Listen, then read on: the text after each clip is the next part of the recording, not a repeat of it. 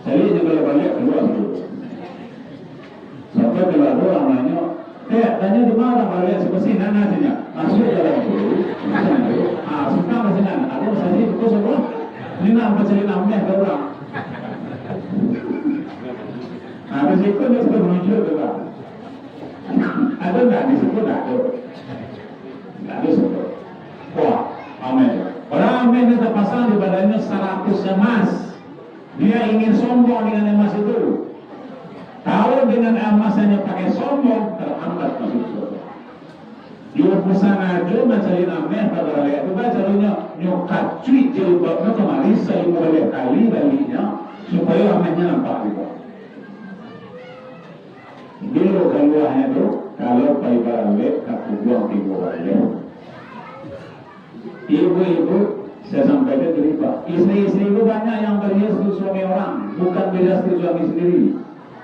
Ini ibu pakai baju rancak. Kalau beberapa ya kan, supaya saya lelaki orang kan. Coba ibu di rumah setebu juga. Dasar dikuali tak ganti.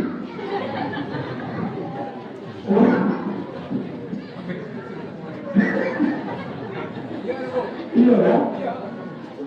Nah, ibu saya sarankan kalau ibu juga berhiaslah, wangilah, gantilah baju itu supaya suami merasakan keindahan, kenyamanan di rumah tangga. Baiti jannati kata tadi, rumahku adalah surgaku. Nabi begitu masuk ke rumahnya serasa berada dalam surga. Kenapa? Ada Aisyah yang dilihat sangat menyenangkan. Qurrata a'yun, matanya memandang begitu nikmat.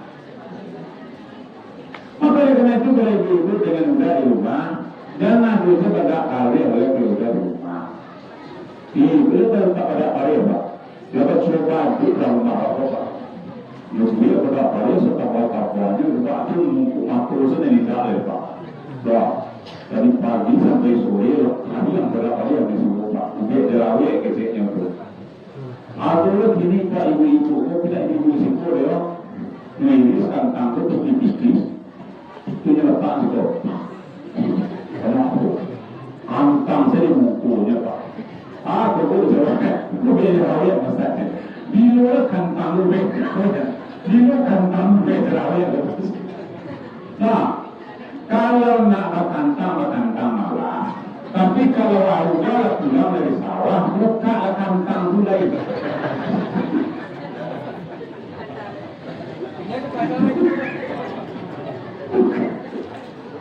Begitu udah pulang dari sawah, assalamualaikum, kecek bapak kan? Waalaikumsalam Pak. Hai mama. Lah itu Pak. Tidak lama harus berdoa. Ambil ambil makannya, ambil santangannya, letakkan kopi Pak, ke kopi Pak. Kecek itu lah, maka diri tadi Pak. Jadi itu mau minta, itu dibawa ke lepas.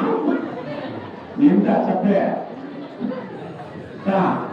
Itu karena itu siapa yang membahagiakan suaminya di rumah, dia mendapatkan pahala sebesar pahala suami. Suami baik kerja bersama dapat pahala, istri di rumah mengurus anak dan dapur rumah memasak dapat pahala sebesar pahala suami. Itu yang datang perempuan Nabi kan? Nabi bagaimana pun ceritanya ini? Suami kami tidak pernah tinggal salat berjamaah, sementara kami tidak wajib salat berjamaah ke masjid. Suami kami ada puasa, sementara kami ada saatnya tidak boleh berpuasa. Bagaimana ibadah kami? Apakah sepahala kami sama dengan suami? Agak Nabi dalam ibu itu. Tolong sampaikan kepada kaum perempuan bahwa kalian mendapatkan pahala yang sama dengan suami kalian. Jadi jangan kecil hati agar ibu layani suami dengan baik. Kalau dapat kuncinya Pak, kalau selama itu bu bagi kopi sekalian, besok lagi 2 kali hari. Oh 2 kali kopi dah. Dan kalau kuncinya jelek, layani dengan tingkatkan pelayan. Makanya berhiaslah buat suami sendiri. Kalau suami lah pulang dari sawah, pulang dari kerja, jangan dulu macam-macam disuruh. Suatu supaya suami sana hatinya memandang itu. Ibu ada Pak, bila ibu simpul ya. Suaminya pulang dari kantor kan. Begitu masuk rumah, dari PHK di kantor sampai tekanan di atasan, Di jalan kena bilang tertulis, di rumah pakai kandang. Sempurna penderitaan suami hari itu. Maka sudahlah habisi, layani suami ibu dengan baik, karena itu bahagia dan salah mendapatkan pahala berlimpah. Intinya, tidak boleh sombong kalau punya banyak titik. Dua, kalau ada orang sombong dengan banyak titik, Pak, kayunya banyak amehnya, alun sakayu karunnya lupa. Kalau ada orang sombong, kayu itu sombongnya dengan kayu, alun sakayu karunnya lupa. Berapa kayanya karun itu? Karun itu kaya untuk membawa kunci gudang karun itu butuh 70 tahun. Kunci gudang apa tak membawa kekayaannya? Ada kunci gudang. Lalu gudangnya gudang apa karun itu? Karun itu punya gudang, bukan gudang beras, bukan gudang kayu manis, tapi gudang emas. Lalu yang punya gudang ameh. Ameh sini gudang sini ameh lalu. Kok bilang aku? Ada sampai yang mewah bergudang, Pak. Jadi dia bisa sombong sampai seperti yang mewah itu. Karun itu berapa emasnya? Lalu sombong karun itu dengan emas dengan kekayaannya sampai dia mengatakan, kaya saya ini bukan karena Allah yang berikan, tapi karena kepandaian saya berusaha. Sombong dia dengan emasnya, ditenggelamkan karun bersama dengan emasnya ke dalam tanah yang sekarang bernama Buhairah Qarun, Danau Qarun. Kalau ibu dan bapak pernah ke Mesir, saya lihat Buhairah Qarun di Mesir itu. Dalam danau itulah Qarun bersama emasnya ditenggelamkan. Sampai di Solo, Wadua membangun suku di belakang rumah, sudah ambil sedang pura. Apa namanya Pak? Apa namanya? Harta karun. Tidak mungkin harta karun berjalan dari Mesir kemari itu ke Tiongkok dalam tanah. Tapi kenapa harta yang ada emas yang rakyat dalam tanah disebut harta karun? Begitulah kayanya karun itu dan ditenggelamkan oleh Allah bersama dengan emas-emasnya. Yang sombong oleh Pak. Nah, tapi si ilmu ya, tak boleh sombong. Waduh sebelum itu sombong-sombong dengan harta sudah. Nah, sombong dengan pangkat jangan, sombong dengan gagah jangan, sombong dengan cantik jangan. Ibu-ibu dan bapak, sepanjang sejarah dunia siapa perempuan yang paling cantik? Kalau yang paling gagah Nabi Yusuf kan? Yang paling gagah Nabi Yusuf apa? Nabi Yusuf itu gagah sebelum Nabi Muhammad lahir. Begitu Nabi Muhammad lahir, kegagahan Yusuf kalah oleh kegagahan Nabi Muhammad Sallallahu Alaihi Wasallam. Apa gagah Nabi Muhammad itu? Ada tidak orang yang berani menggambar wajah Nabi Muhammad sampai ini? Tidak ada. Ini menandakan bahwa Nabi Muhammad itu begitu gagah sampai tidak bisa kita menggambar wajah. Tuh. Lalu perempuan siapa yang paling cantik? Perempuan yang paling cantik satu, Siti Hawa. Itu setengah kecantikan dunia, perempuan dunia mulai dari Adam sampai akhir zaman itu diambil oleh Siti Hawa. Itu berat cantiknya Siti Hawa. Yang kedua, yang paling gagah perempuan itu adalah Siti Sarah. Siti Sarah siapa tuh? Istri Ibrahim yang pertama, ibu dari Ishak. Istri Ibrahim yang kedua namanya siapa namanya? Hajar, ibu dari Nabi Ismail. Sarah istri Nabi Ibrahim cantik sekali tapi lama tak punya anak. Akhir Siti Sarah ke Nabi Ibrahim, ya suamiku, engkau nampaknya ingin punya anak betul. Lama sekali engkau berdoa kepada Allah sampai umur 80 belum dapat anak. Bisa tak engkau menikah lagi dan saya sahihkan orangnya? Dan menyebut kedua, mencarian istri untuk suami awak sulam. Dah, udah nak nikah cerai dia. Dan mencarian, ada ibu mau? Sarah pulang itu. Dicarikan Hajar. Hajar itu menjadi istri kedua Nabi Ibrahim. Oleh karena itu kedua-dua cantik dengan sombong. Yang kedua, kita pendekkan. Siapa orang bisa berhalang masuk surga? Yang kedua, bisa terhalang masuk surga orang yang mati membau hak. Kalau ada mati membau hak tidak bisa masuk surga. Sekalipun sholat habis. Nafsul mu'min mu'allakun bidaini hatta yukhdu'anhu. Nyawa orang beriman tergantung antara langit dengan bumi disebabkan hutang yang dia bawa sampai hutangnya dilunasi oleh ahli warisnya. Kalau ada mati hutang hati-hati. ini dan nyusahin di sini kita tidak bisa masuk surga. Ada mati berhutang, ada lagi mati berhutang, ada. Awak murah berhutang tak amun menggaji. Banyak lembaga keuangan yang mati gara-gara nggak berhutang. Operasi mati. Kenapa mati operasi saya kadang-kadang itu? Karena anggotanya nggak mau bayar hutang. Jangan gampang hutang Pak. Sebab kalau mati tidak dibayar oleh istri kita bisa terlambat masuk surga. Apa yang mati yang paling mulia dalam Islam? Mati syahid. Mati syahid adalah orang yang mati dalam bela agama Allah. Mati dia tertancap tombak di badannya, tembus sampai ke belakang. Mati dia syahid jalan Allah, pasti masuk surga. Tapi illa dain, kecuali yang bersangkutan punya hutang tak bisa masuk surga. Dan penyutang beliau. Aduh beribu Pak, bila ibu sikor ya. Menurut haji sikor atau si Allah orang sikor ya. Kurang luas saja jiwanya. Saya disampaikan Ustaz, dia mengalih lapor Pak. Ustaz, ikut buku sampai buku besar. Isinya catatan hutang orang semesta.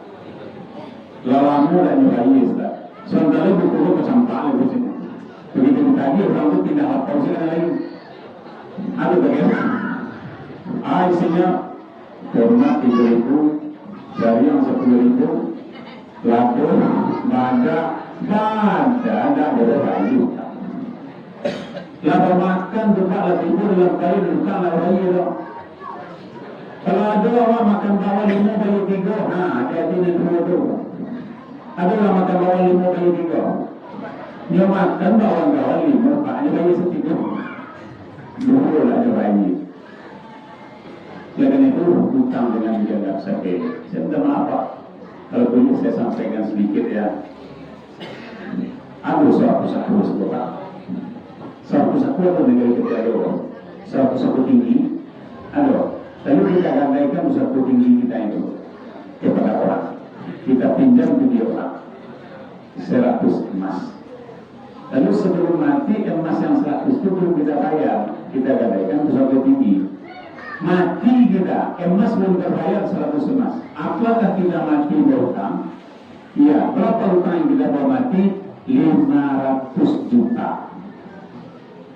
Karena amin ini harganya 5 juta 100.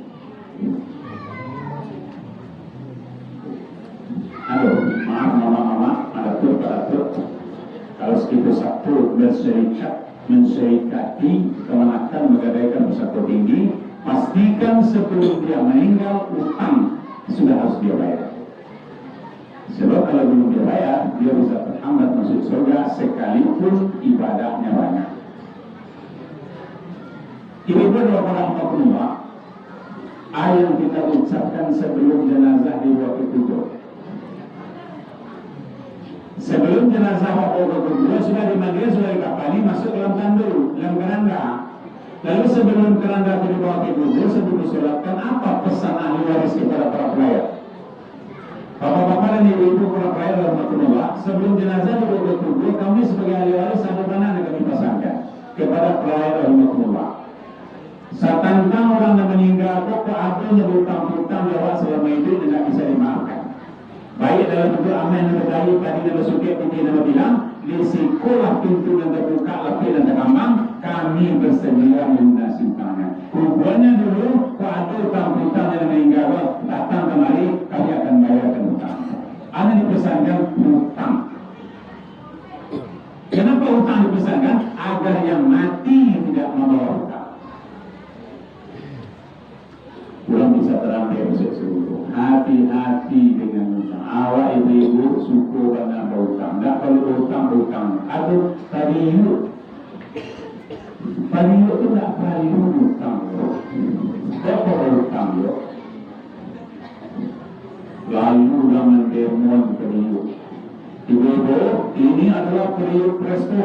Periuk presto ini bisa melunakkan tulang ayam. Mandari yang bunyinya itu. Berjalannya ayam ini. Kalau lagunya Pak 750 lah. Pada kali bayar 3 kali bayar. Ambil siap.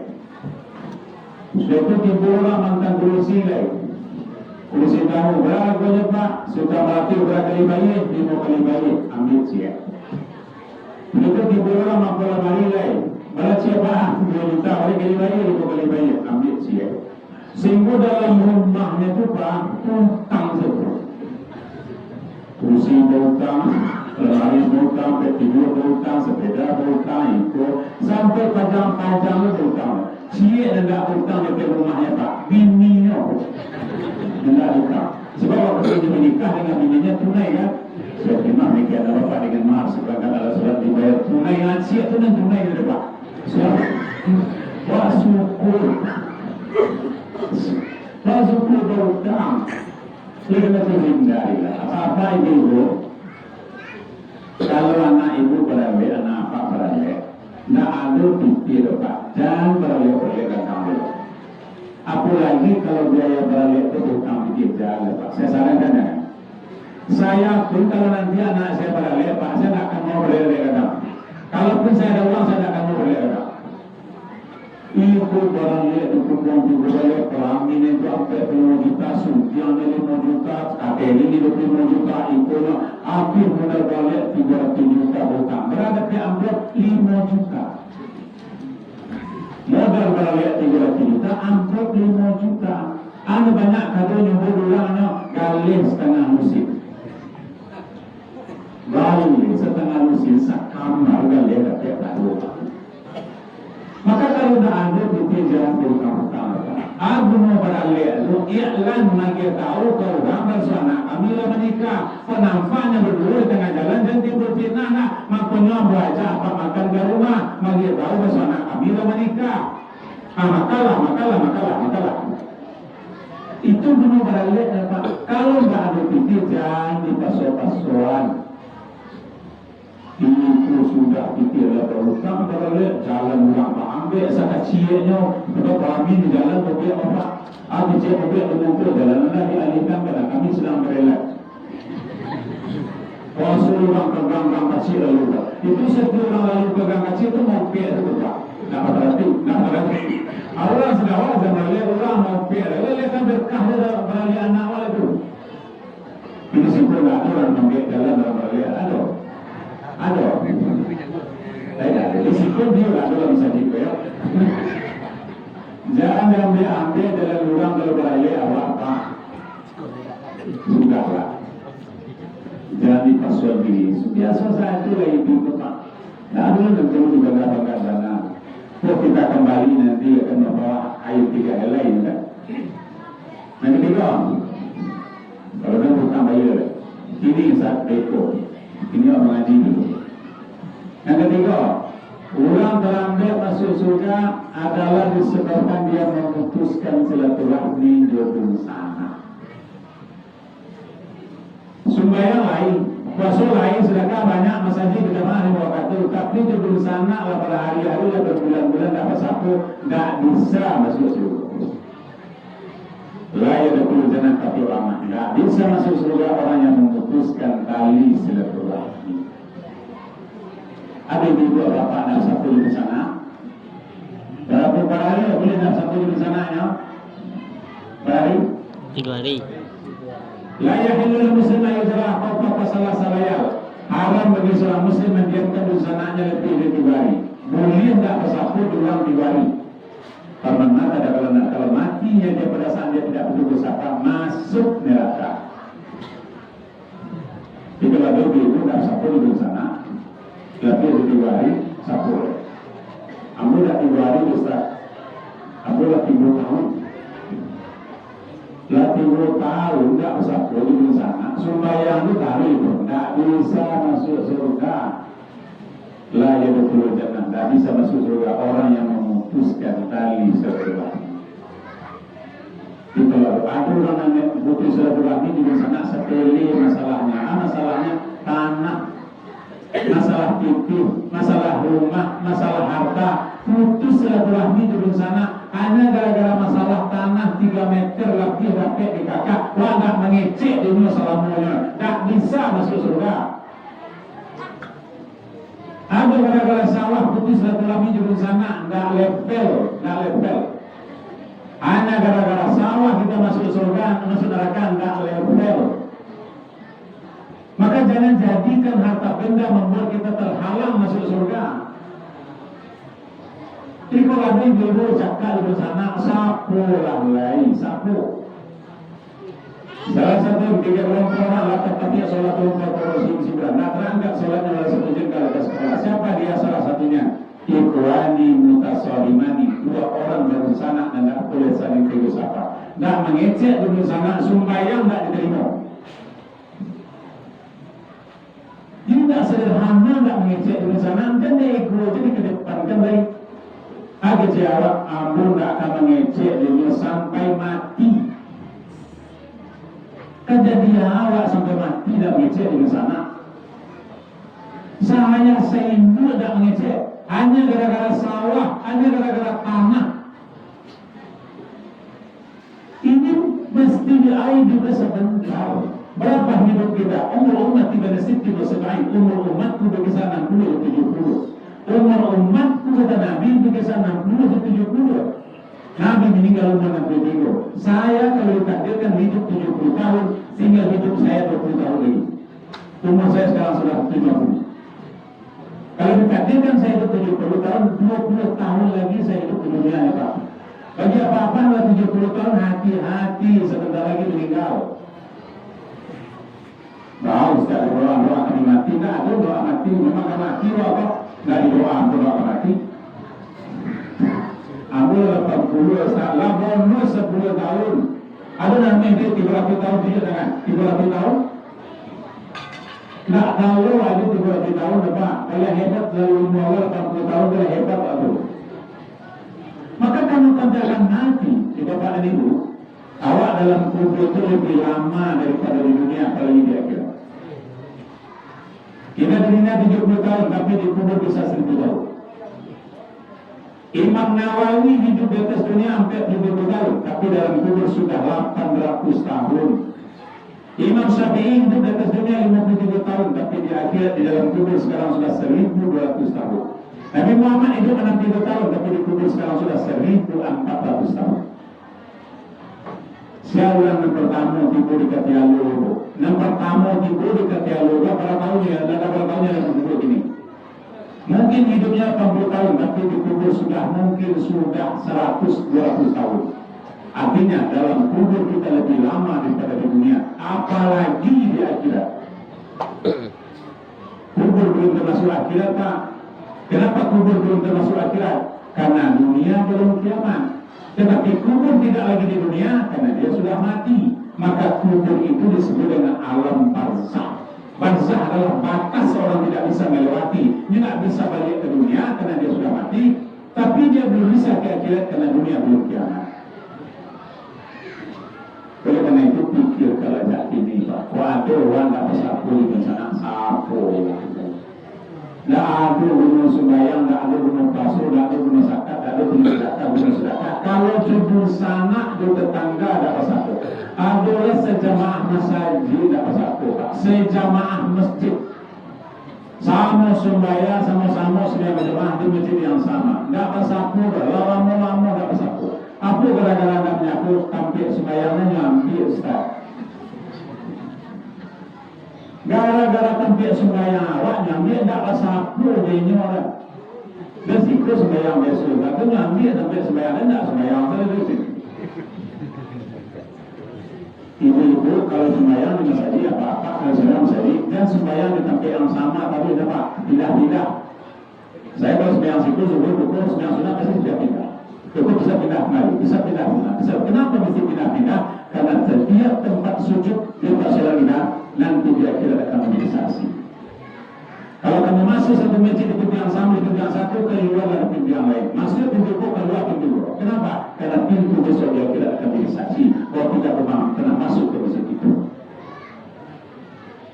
Oleh karena itu, jangan putus silaturahmi bersama. Teleponlah.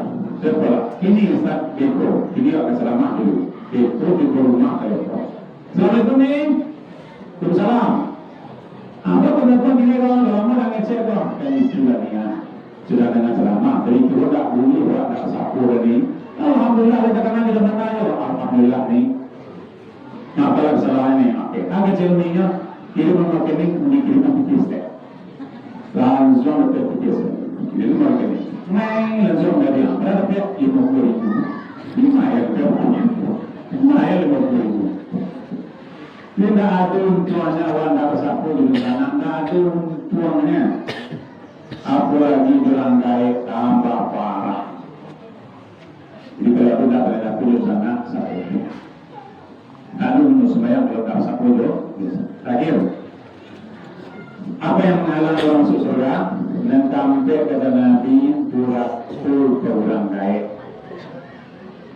Siapa yang duraka ke orang tua tak bisa masuk surga? Sekalipun hajinya berkali-kali, umrahnya berkali-kali, duraku ke orang kaya tak bisa masuk surga. La yadkhulul jannah. Akun tidak bisa masuk surga orang yang durhaka kepada ibu bapa. Durhaka ke ibu bapa itu apa standarnya Ustaz? Dua saja. Ketika perkataan anak dan perbuatan anak, sikap anak melukai dan menyakiti hati orang tua, disitulah anak sudah durhaka ke orang tua. Mulutnya, sikapnya melukai hati orang tua, pada saat itulah anak sedang durhaka ke orang tua. Dia tidak bisa masuk surga. Apa kata Allah? Imma yablughanna 'indaka al-kibara ahaduhuma aw kilahuma. Apapun adapun ketika kedua orang tuamu sudah tua renta dalam pengasuhanmu, wala taqul lahuma uffin, jangan pernah berkata kepada mereka, wala tanharhuma, jangan bentak mereka.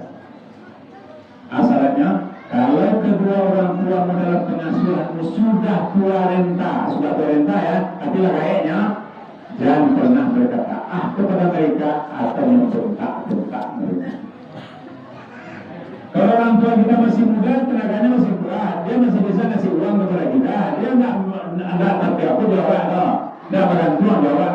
Tapi kalau mereka sudah tua renta, tulang tak lagi kuat untuk berusaha, badan tak lagi kuat untuk berdiri, bisanya lalu satu-satunya yang mengharapkan adalah anaknya yang merawatnya. Pada saat itulah berkemungkinan anak juga bergaya. Hadis yang marah nyerah itu. Karena Muhammad nak kisah tolak. Ingat ayat Allah dalam surah Yasin. Orang yang kami panjangkan umurnya, kami kembalikan dia ke asal tercinta. Orang kalau terlalu tua, mirip anak-anak, maka ingin disuapkan, tidur ingin ditiburkan, mandi ingin dimandikan, berdiri ingin diberdirikan, seperti anak-anak digendong, dimandikan, disuapkan. Pada saat itulah anak kemungkinan durhaka. Aku si amak adalah tua renta. Nah, amak nak ibu makan nasi, tolong tak. Amak nak makan lontong, tolong balik amak lontong si anak. Kecil amak ni lah tua renta. Kecil anak yang sedang sibuk. Amak, banyak kanak-kanak. Tadi lah itu, kini lah itu. Durhaka. Atau di samping itu sudahlah dikatakan langsung diletakkan kaki ke lantai. Amak kau banyak-banyak kata. Durhaka. Maka kalau orang tua kita sudah berlarenta di rumah, kalau begitu rawat, jangan sakiti. Ibu kita yang sudah berlarenta itu tidak banyak gandanya lebah, intinya dan ayu. Kenapa? Ini sedang mempersiapkan dirinya untuk mati. Bisa saja dia beribadah ke masjid tanpa perasaannya dilukai oleh anak, lah hebatnya itu Pak. Kok perlunya ada anak yang soleh? Anak yang soleh lah yang bisa menjaga perasaan orang tua. Dan dia lah yang akan mendoakan anaknya ketika kita sudah dalam kubur.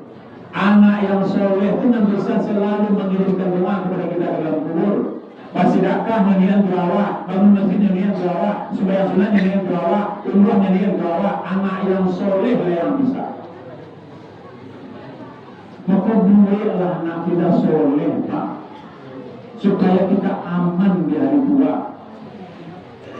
Oleh karena itu kalau ada kita berdosa ke orang tua, jangan harap tidak bisa masuk surga. Terakhir, ada orang kisah seorang anak muda yang durhaka sedang sekarat lama matinya, dah mati-mati. Sakaratnya lama, namanya Al-Qamah. Sakarat berlama-lama, datanglah sahabat kepada Nabi. Iku al-kumah lamurana sekarang mati-mati bisa dan kau datang rumah aku. Datang mati bisa. Begitu Nabi melihat Al-Quran sedang sekarang, apa kata Nabi? Ibu masih ada apa? Masih ada suruh? Belum begitu suruh. Suruh ibunya datang kembali. Lalu sahabat datang ke rumah ibunya. Agak saya sahabat bro, anak ibu sedang sekarat dan ibu disuruh Nabi datang ke rumah ibu misalnya. Anak ibu mati-mati, laporan ada mati-mati. Agak saya ibunya, kecil ke Nabi, saya tidak datang saya. Sebab anak saya yang sekarat itu durhaka, sakit hati saya. Dari kecil saya besarkan dia agak-agak melawan sakit hati saya. Kalau dicek ke Nabi yang mudah